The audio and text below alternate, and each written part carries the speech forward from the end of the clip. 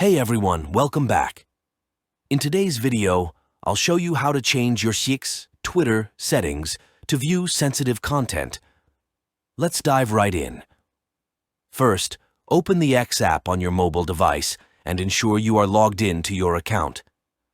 Next, look for the profile icon in the top right corner of the screen and tap on it.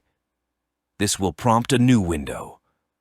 From here, tap on Settings and Support and then select Settings and Privacy.